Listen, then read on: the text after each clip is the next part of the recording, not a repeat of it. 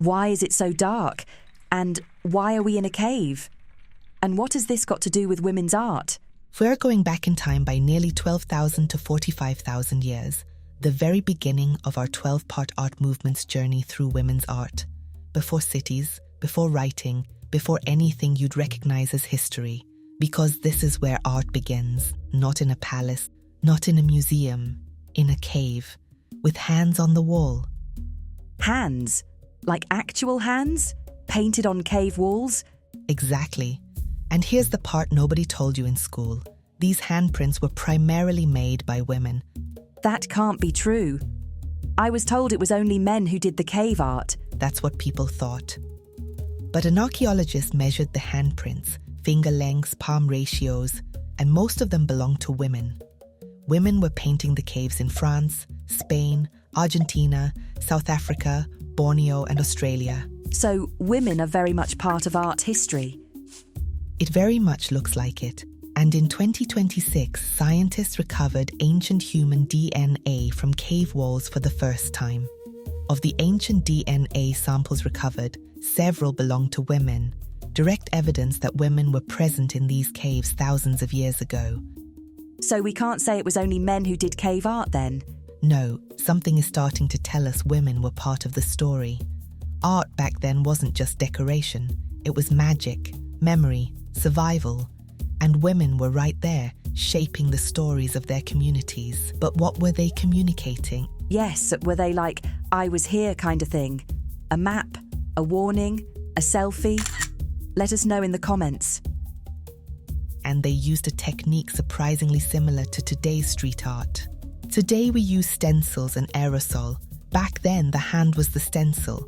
They mixed mineral pigments with liquid and blew it through the mouth directly onto the cave walls. That's fascinating. Okay, fast forward a few thousand years and we finally get names. Actual artists. Women who painted long before the Renaissance, long before the idea of famous painters even existed.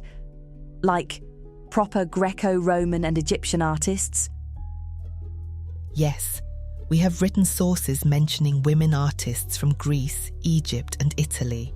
Timarete, Irene, Aristarete, Irene, Helena of Egypt, and Iaia of Cyzicus. She's my favourite.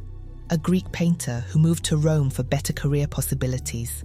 She never married, painted women, painted herself, earned the men and produced better quality. Pliny the Elder wrote about her like she was a superstar.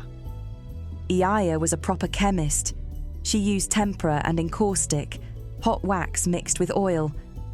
Her paintings lasted longer because she figured out how to make the colours survive. But that's the thing. Even without the paintings, the records prove it. Women were artists. Not occasionally, not secretly. They were part of the art world from the very beginning. So next time someone says women entered art history later, just tell them, no. They were very much part of it. And the real question is, how did we forget that? And what do you think ancient cave art was trying to communicate? And what similarities do you see with today's street art? Let us know in the comments. Next episode, we're exploring medieval art, Renaissance and mannerism. And we get to know a nun who created the first encyclopedia written by a woman, plus a lot of really interesting women artists. So tag along with our art movement series. Subscribe to MIKONO Art if you want the full story, the women who shaped art then and the women shaping it now across every region of the world.